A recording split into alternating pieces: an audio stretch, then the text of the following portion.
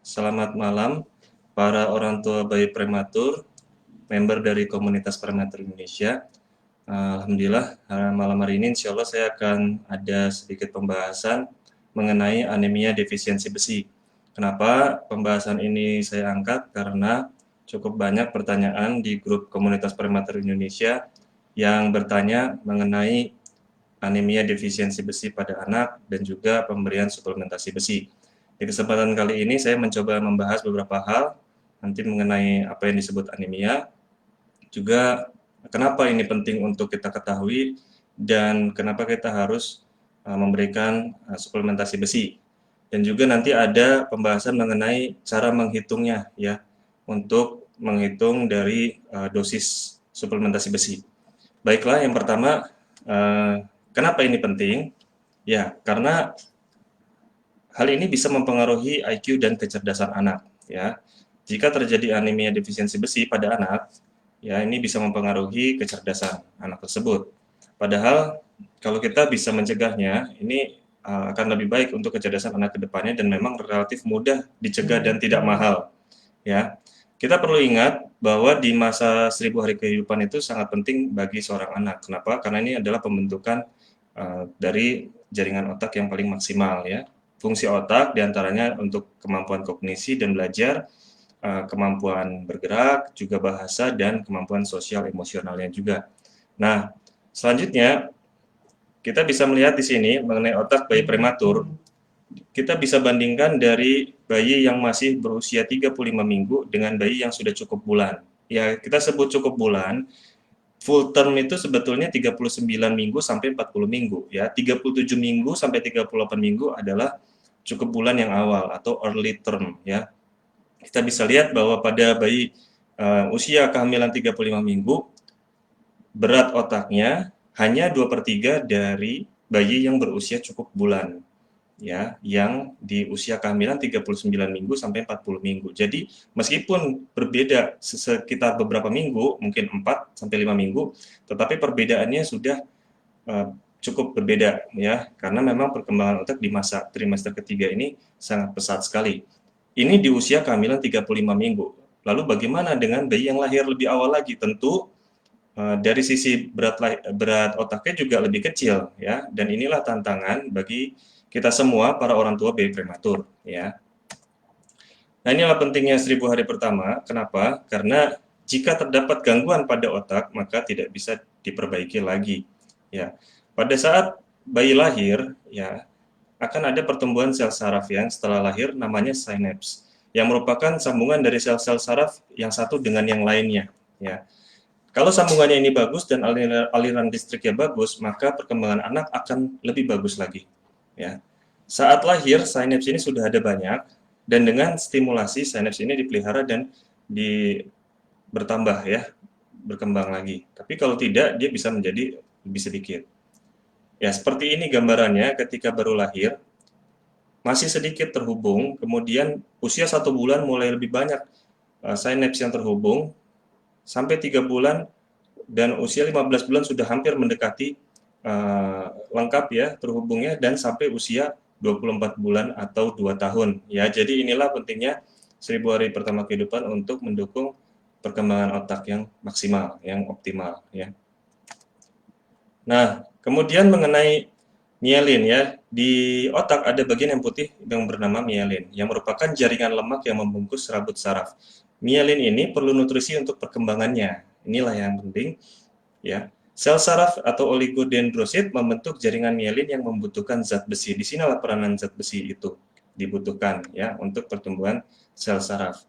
Bila kekurangan zat besi, maka oligodendrosit tidak bisa membentuk mielin dengan baik, sehingga kecerdasan anak bisa kurang yang seharusnya bisa optimal ya.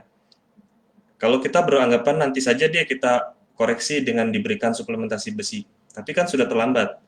Nah, kalau sudah lewat dari 2 tahun, kekurangan zat besi ini tidak bisa menyebabkan gangguan kecerdasan ya, atau gangguan perkembangan yang sifatnya permanen. Makanya penting sekali di usia 2 tahun ini, di 1000 hari pertama kehidupan, untuk memastikan anak tidak mengalami anemia, tidak mengalami kekurangan zat besi. Nah, kemudian kita perlu memahami definisi ya. Di sini ada 2 hal yang perlu diketahui Yang pertama adalah kurang zat besi. Ya, ini adalah ditentukan dari hasil pemeriksaan laboratorium darah, ferritin yang kurang dari 15 atau sampai 17 mikrogram per liter. Ya. Jika sudah kurang zat besi dan berkelanjutan, maka nanti akan menjadi anemia.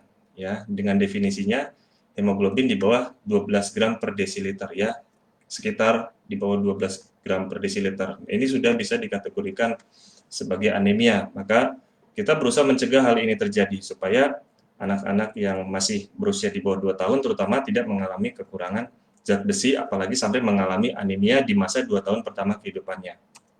Ya.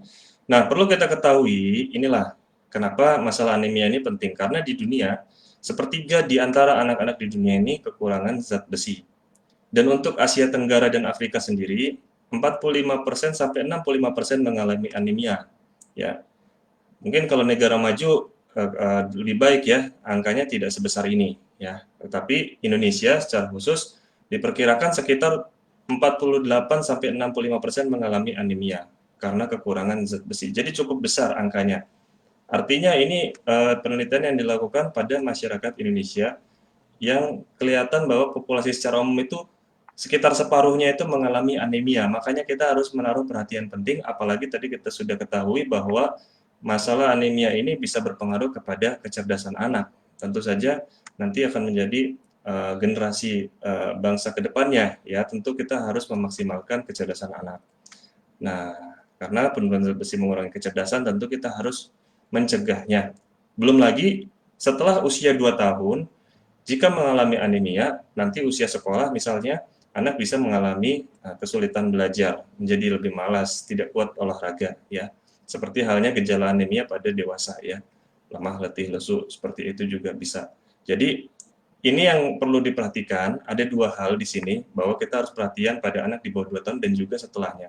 Meskipun yang lebih terpenting adalah anak di bawah 2 tahun, jangan sampai kekurangan zat besi atau mengalami anemia. Ya, risiko kurang zat besi ini bisa terjadi pada beberapa fase kehidupan ya.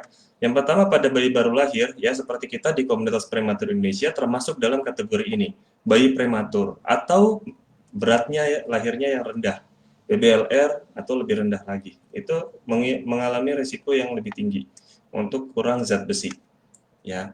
Dan usia selanjutnya di antara bayi baru lahir sampai usia 12 bulan atau 1 tahun bisa disebabkan akibat dari pemberian susu formula yang tidak cukup zat besi. Ya. Juga pemberian susu sapi murni atau susu kambing atau susu soya yang buatan sendiri. Kenapa? Karena tidak difortifikasi zat besi. Ya. Kalau susu buatan pabrik itu sudah diberikan fortifikasi zat besi tambahan. Ya. Kemudian pada anak-anak yang mengalami alergi susu sapi, ya dia bisa terjadi pendarahan pada usus sehingga ada darah yang keluar juga ketika ada pendarahan usus ini ya. Kemudian untuk pemberian makanan pendamping ASI yang kurang besi karena tidak difortifikasi oleh zat besi. Nah, ini perlu menjadi perhatian, tentu saja kita ingin memberikan makanan yang dibuat sendiri oleh orang tua di rumah. Namun perlu diperhatikan kecukupan zat besinya. Nanti kita akan lihat makanan apa sih yang penting yang mengandung zat besi yang cukup tinggi ya. Ini yang perlu diberikan. Nah, kalau orang tua tidak mampu untuk memberikan makanan seperti itu setiap hari, maka harus perhatian ya bahwa pemberian makanan yang dibuat oleh pabrik itu sudah diberikan fortifikasi zat besi ya sehingga bisa ikut melengkapi ya. Jadi kalau yang terpenting target kita adalah jangan sampai kekurangan zat besi. Makanya harus disiplin kalau memang menggunakan makanan rumahan, jangan sampai kekurangan zat besi dalam makanan rumahan tersebut gitu ya. Kemudian di usia 12 bulan sudah boleh minum susu sapi murni, tetapi berlebihan ini juga bisa meningkatkan risiko kekurangan zat besi ya, lebih dari 0,7 liter per hari. Dan juga makanannya yang dimakan kurang zat besi ya, tidak tinggi zat besi. Ini juga risiko. Karena itu kita harus lebih perhatian terhadap kelompok-kelompok yang berisiko ini ya. Oke. Nah, ini dia. Memang banyak sudah yang melakukan penelitian mengenai akibat dari anemia di 1000 hari pertama. Semuanya menyimpulkan untuk pengaruhnya kepada perkembangan kecerdasan yang kurang ya.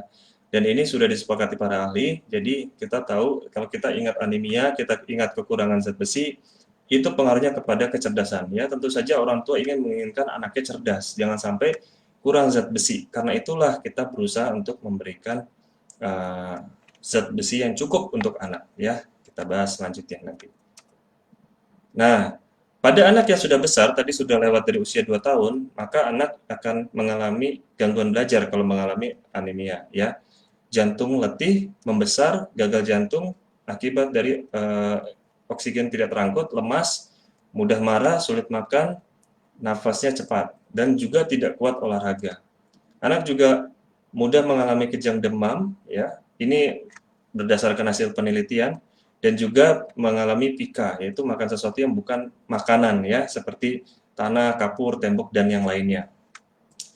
Anemia pada anak yang sudah usia di atas 2 tahun ini tidak lagi berhubungan dengan mielin, tetapi kurang darah, kurang hemoglobinnya, ya. Jadi nanti kaitannya dengan aktivitas anak tersebut itu. Nah, inilah makanan yang tinggi zat besi, bisa dilihat di sini adalah daging merah, ya.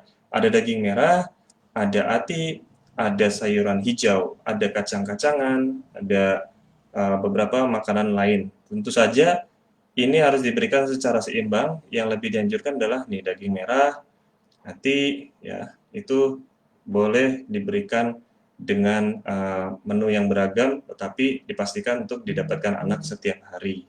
Ya, ini adalah makan tinggi zat besi. Akan tetapi tidak semua masyarakat ataupun keluarga bisa memberikan ini, ya. Dan juga secara populasi Indonesia yang sangat besar, yang sangat beragam, tentu saja bisa mengalami kekurangan zat besi karena makanan yang diberikan tidak selalu memenuhi kebutuhan zat besi, ya.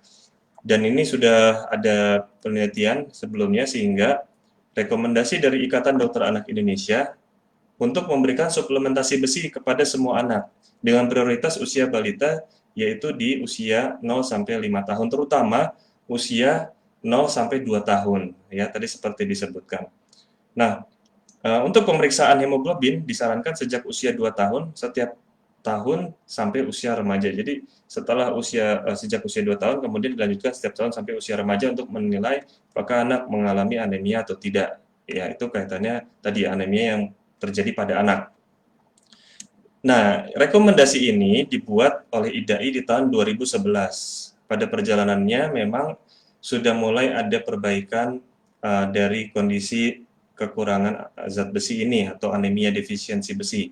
Sehingga ada perbaikan rekomendasi IDAI yang menyatakan untuk periksa lab terlebih dahulu di daerah tertentu yang kejadian anemianya kurang dari 40%. Tapi ini kita tidak tahu di daerah mana saja yang kurang dari 40%. Dan kita juga tidak bisa menilai apakah sebuah keluarga itu sudah tercukupi betul atau belum, ya.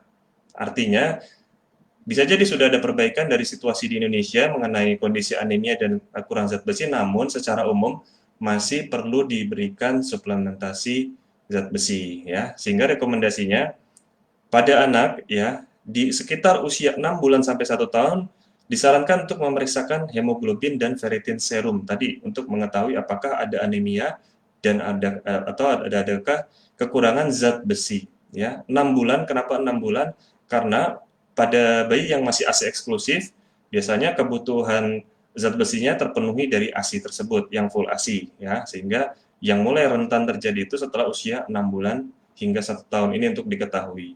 Ini untuk pemeriksaan. Namun yang pernah saya ketahui juga baca bahwa untuk pemeriksaan ini belum ada yang lebih mewajibkan karena memang untuk melakukan pemeriksaan juga bukan hal yang mudah di beberapa daerah, ya.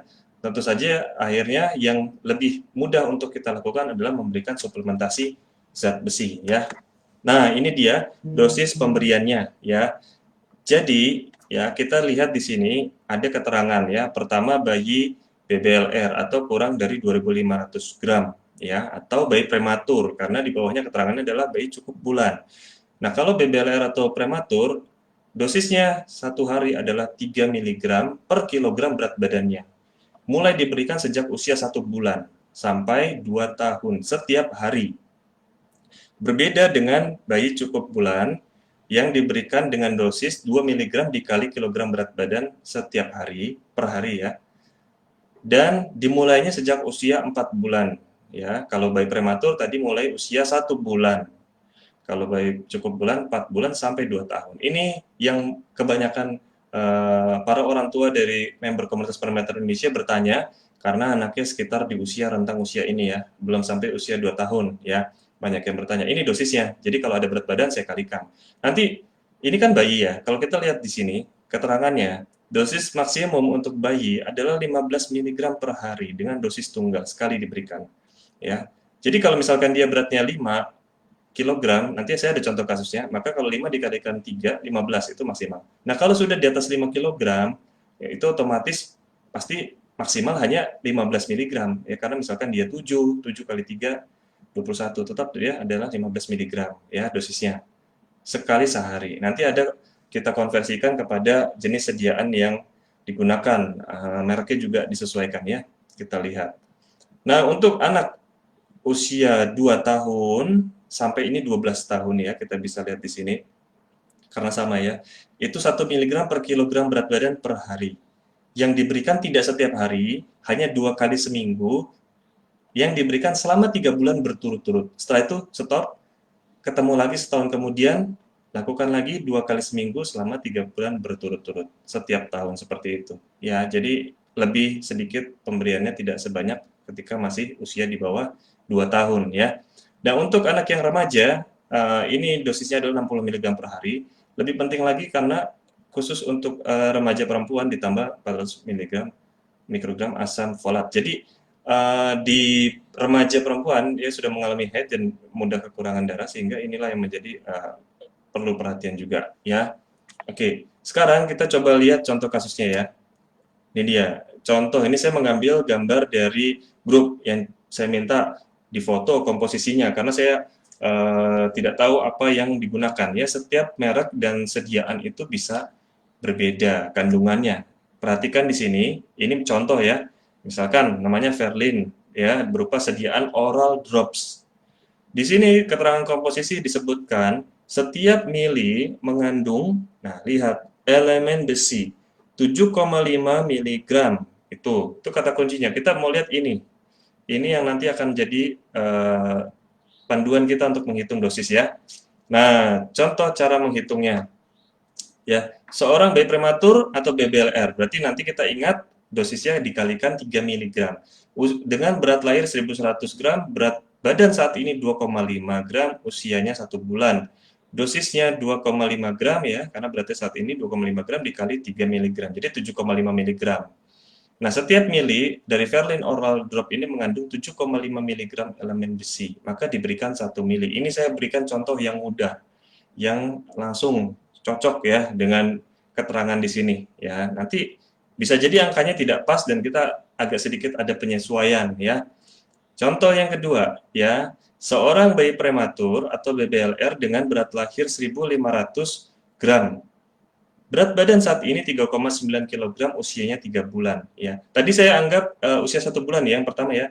Karena kita sudah bisa memberikan suplementasi besi sejak usia 1 bulan untuk bayi BBLR atau prematur. Nah, kalau untuk yang kasus yang kedua, usianya sudah 3 bulan, ini sering terjadi, belum disarankan misalnya untuk pemberian suplementasi zat besi, lalu mengetahui dari grup misalnya ya, dari komunitas prematur Indonesia untuk pemberian suplementasi zat besi. Cara menghitungnya beratnya ya, kita lihat dari beratnya, bukan dari usianya saja ya, tapi dari beratnya. 3,9 kg dikali 3 sama dengan 11,7 mg.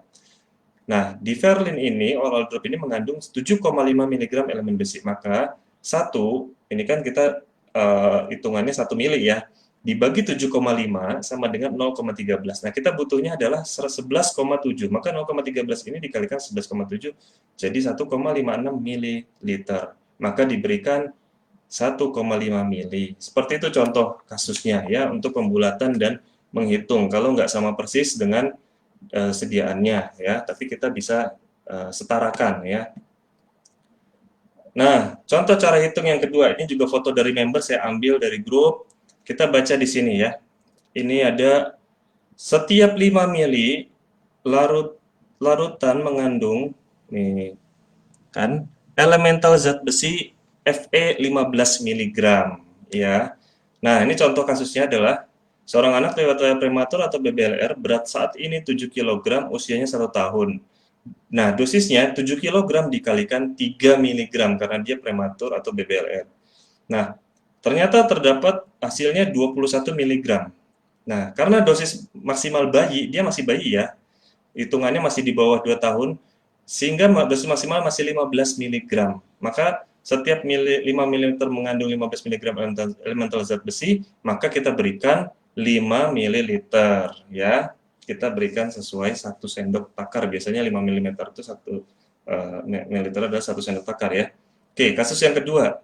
Seorang anak lewat prematur berat saat ini 15 kg, usianya sudah 4 tahun. Nah, kalau 4 tahun ingat, ini berbeda dengan bayi yang atau anak di bawah 2 tahun. Dia tidak diberikan setiap hari ya, dan dosisnya sudah berbeda.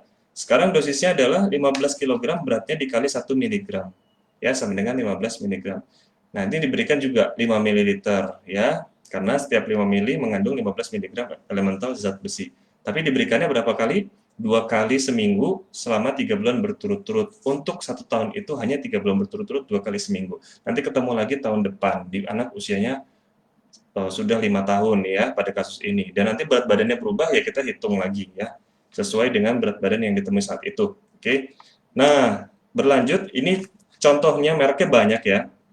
Tadi saya sebut Verlin, ada Sangobion Kids atau Sangobion Baby, ada Veris, ada Maltover, banyak merek yang lain ya.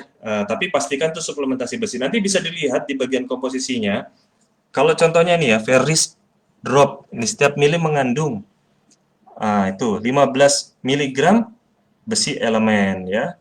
Nah, ini yang Sangobion yang drop ya, ini yang masih buat anak yang lebih kecil. Di sini berbeda ya. Untuk setiap mili mengandung elemen besi 12,5 mg. Ya, itu contohnya. Jadi nanti dengan cara tadi yang saya jelaskan bisa dihitung caranya ya. Nah, pilihlah suplementasi besi dari yang banyak tadi yang penyerapannya baik untuk anak ya, baunya yang lebih enak, rasa yang lebih enak, tidak membuat mual dan juga tidak menyebabkan sembelit karena sebagian ada yang mengalami mungkin dia mual atau jadi muntah setelah diberikan suplementasi zat besi tersebut. Nah, silakan pilih yang sesuai untuk Ananda ya, seperti itu. Nah, ini mungkin yang bisa saya sampaikan. Mungkin banyak pertanyaan di grup itu bertanya boleh tidak membeli sendiri ya. Boleh asalkan mengetahui dosis pemberiannya ya. Dosis pemberiannya ini tadi sudah ada contoh kasusnya. Lalu boleh nggak diberikan tanpa saran dokter? Ini rekomendasi Ikatan Dokter Anak Indonesia, berarti sudah disarankan oleh dokternya, ya. Berarti sudah disarankan oleh dokter, ya. Tinggal nanti cara menghitungnya, kalau tidak tahu, boleh bertanya di grup, nanti coba dibantu dihitung, tapi cara menghitungnya juga tidak sulit kan? Bisa menghitung sendiri ya. Mudah-mudahan dengan penjelasan ini bisa cukup menjelaskan, dan nanti para orang tua bisa menghitungnya sendiri, ya. Mungkin itu saja ya yang ingin saya sampaikan. Mohon maaf apabila ada kekurangan, mudah-mudahan bisa bermanfaat bagi para orang tua prematur. Terima kasih. Assalamualaikum warahmatullahi wabarakatuh.